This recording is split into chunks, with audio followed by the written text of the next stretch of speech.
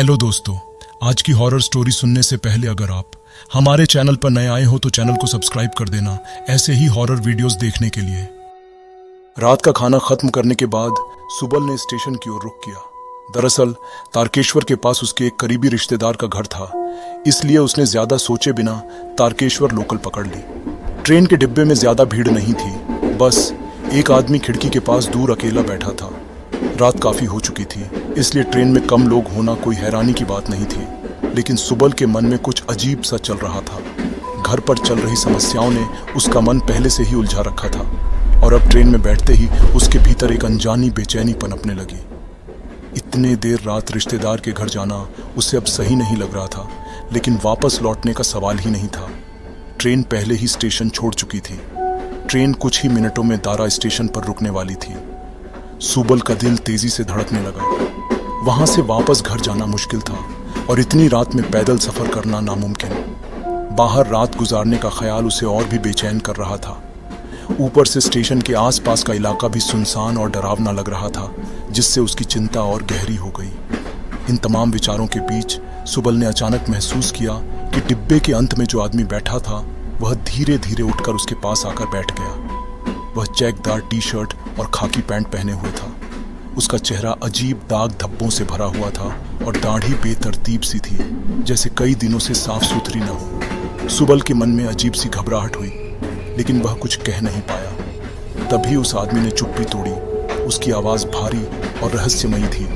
इतनी रात को कहाँ जा रहे हो? सुबल को इस सवाल पर थोड़ी देर के लिए समझ ही नहीं आया कि क्या जवाब दे। सुबल को ऐसे सवाल की उम्मीद नहीं थी और वह चौंक कर बोला, मैं अपने रिश्तेदार के घर जा रहा हूं। आदमी ने थोड़ी दिलचस्पी दिखाई। उसने पूछा, क्या तुम किसी परेशानी में हो? सुबल ने सिर हिलाते हुए कहा, नहीं, बिल्कुल नहीं, बस रिश्तेदार के घर जा रहा हूं, उन्हें अभी तक खबर नहीं दी है। आदमी ने मुस्कुराते हुए कहा, अच्छा, ध्यान रखना, रात में कभी कभी अजीब बातें हो जाती हैं। सुबल ने उसके शब्दों को हल्के में लिया, लेकिन उसकी बेचैनी फिर से लौट आई। आदमी ने बड़ी मुस्कान के साथ कहा, मैं भी लंबे समय बाद घर लौट रहा हूँ। ट्रेन भी लेट हो गई है, लेकिन अच्छा हुआ कि तुम मिल गए। साथ में समय अच्छा कट जाएगा। चलो मेरे घर भी आओ। सुबल हक्का बक्का रह गया। कौन आधी रात को किसी को अपने घर बुलाता है? लेकिन मना करने से पहले ही आदमी ने कहा, मेरा घर स्टेशन से सिर्फ 1 मील दूर है। बहुत सुंदर जगह है, तुम्हें अच्छा लगेगा। मेरी माँ भी बहुत खुश होंगी अगर तुम आओगे। वैसे भी आज हमारे घर में खास खाना बना है, क्योंकि मैं घर लौट रहा हूँ। मेरी छोटी बेटी तुम्हें देखकर बहुत खुश होगी। वह बहुत मिलनसार है। सुबल ने सोचा, ये कितना अजीब है। लेकिन उस आदमी की गर्मजोशी और आमंत्रण ने उसे थोड़ी राहत दी। फिर भी उसके मन में कोई अज्ञात डर घर कर रहा था। सुबल समझ नहीं पाया कि क्या कहे, लेकिन न जाने क्यों वह मान गया। शायद उसे अपने रिश्तेदार के घर जाने में हिचकिचाहट हो रही थी, या फिर आदमी की मिलनसार प्रवृत्ति ने उसे प्रभावित किया। किसी भी तरह उसने उसके साथ चलने का फैसला किया। वे अगले स्टेशन पर उतर गए। स्टेशन की रोशनी काफी कम थी और चारों ओर एक अजीब सी खामोशी थी, जैसे वहां अंधेरा छाया हुआ हो। आदमी ने हंसते हुए कहा, उम्मीद है कि मैंने तुम्हें ज्यादा परेशानी में नहीं डाला। अब हमें पैदल चलना पड़ेगा और कोई उपाय नहीं है। सुबल आदमी के पीछे पीछे चल पड़ा। आदमी बहुत खुश लग रहा था, जैसे लंबे समय बाद घर लौटने की खुशी उसके चेहरे से छलक रही थी। जब वे घर पहुंचे तो सुबल हैरान रह गया। यह एक छोटा सा टिन की छत वाला मकान था और वहां उत्सव जैसा माहौल था। तरह तरह के पकवान बने थे, सब्जियां देसी चिकन मसालों में पका हुआ। आदमी की माँ से लेकर उसकी पत्नी तक ने सुबल का गर्मजोशी से स्वागत किया। उसकी छोटी बेटी भी उससे चिपक गई, जैसे उसे बरसों से जानती हो। पूरा घर खुशियों और हंसी से भरा था, जैसे एक सपने जैसा अनुभव हो। सुबल ने महसूस किया कि इस पल में उसे अजीब सी शांति मिली, जिसमें वह डूब गया। सभी लोग मिलकर उसकी खातिरदारी कर रहे थे और वह सोचने लगा कि शायद यह यात्रा उसके लिए सही निर्णय साबित होगी। उस रात सुबल ने उसी आदमी के साथ बिस्तर साझा किया और वे देर रात तक बातें करते रहे। आदमी ने सुबल को बताया कि वह दूर दूर के स्थानों पर काम करता रहा है, लेकिन अब वह आखिरकार अपने घर लौट आया है। वह अपनी यात्राओं की कहानियां सुनाता रहा और बताता रहा कि वह अपने घर लौटने के लिए कितनी बेताबी से इंतजार कर रहा था। सुबल उसकी कहानियां सुनते सुनते सो गया, लेकिन रात गहराते ही अजीब घटनाएं शुरू हो गईं। जैसे ही रात गहराई, सुबल को अजीब सी बेचैनी होने लगी। घर की गर्माहट ने पहले तो उसे शांत किया, लेकिन धीरे धीरे हवा में कुछ अजीब सा महसूस होने लगा। अचानक वह जाग उठा, यह जाने बिना कि क्यों, और इधर उधर देखने लगा। कमरा खामोश था, सिर्फ बाहर से झिंगुरों की आवाज आ रही थी। सुबल ने ध्यान दिया कि जो आदमी उसके बगल में लेटा था वह अब वहां नहीं था। सुबल ने सोचा कि वह शायद बाहर गया होगा, लेकिन घर में अजीब सा सन्नाटा था। उसने फिर से लेटने की कोशिश की, लेकिन जैसे ही वह सोने वाला था, उसने धीमी धीमी फुसफुसाहट सुनी। पहले उसने सोचा कि यह हवा का शोर होगा, लेकिन फुसफुसाहट तेज हो गई। कमरे के दूसरी ओर से आ रही थी। उसने ध्यान से सुनने की कोशिश की, लेकिन ऐसा लग रहा था जैसे कोई बातचीत हो रही हो, जिसमें कुछ असामान्य था, कुछ अजीब। फुसफुसाहट इतनी धीमी थी जैसे इंसान के कानों के लिए नहीं बनी हो। अचानक फुसफुसाहट बंद हो गई और कमरा पूरी तरह से खामोश हो गया। सुबल का दिल जोर जोर से धड़कने लगा। वह बिस्तर से उठकर इधर उधर देखने लगा, लेकिन वहां कोई नहीं था। तभी बिना किसी चेतावनी के उसे एक धीमी आवाज सुनाई दी, जैसे कोई दरवाजा धीरे धीरे खुल रहा हो। सुबल की नजर कमरे के अंत में लगे दरवाजे पर पड़ी। वह थोड़ा खुला हुआ था, जबकि उसे याद था कि उसने सोने से पहले दरवाजा बंद किया था। दरार से ठंडी हवा आ रही थी, जिससे उसके शरीर में करंट सा दौड़ गया। हिम्मत जुटाकर सुबल बिस्तर से उठा और धीरे धीरे दरवाजे की ओर बढ़ा। जैसे जैसे वह दरवाजे के करीब पहुंचा, उसे एक अजीब सा तनाव महसूस हुआ, जैसे दरवाजे के पार कुछ उसे अपनी ओर खींच रहा हो। जब वह आखिरकार दरवाजे तक पहुंचा तो कुछ पल के लिए रुका।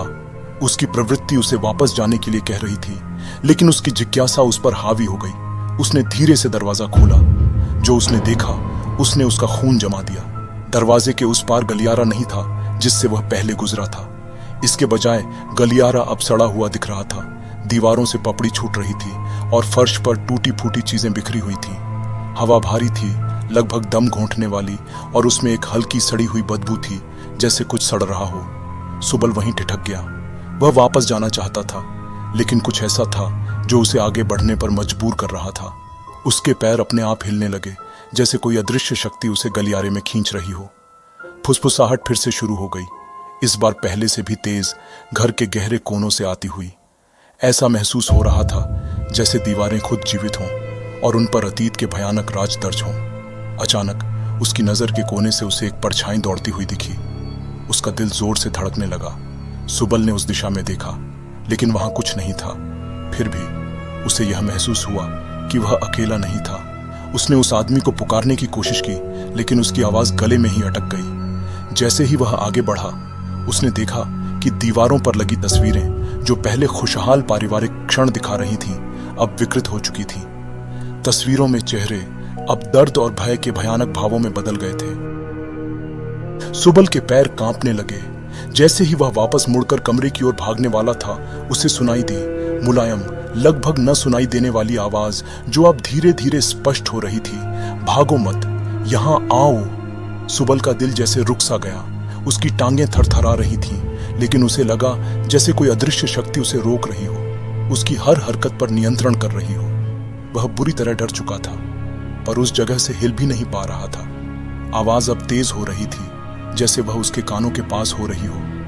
तुम्हें जाना होगा, लेकिन पहले सच्चाई जान लो। सुबल ने दीवारों को देखा, जो पहले सड़ी गली लग रही थी, अब उन पर अजीबोगरीब चित्र उभरने लगे।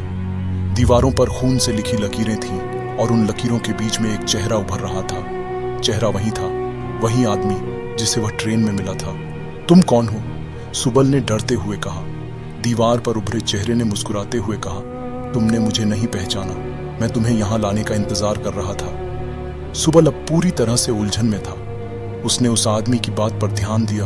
उसे समझ में आया कि उस आदमी ने उसे क्यों अपने घर बुलाया था। यह सब एक सोची समझी योजना थी, जिसमें सुबल को अपनी जिज्ञासा और उदारता के माध्यम से फंसाया गया था। अचानक दीवारों से हाथ उभरने लगे, जो उसकी ओर बढ़ रहे थे।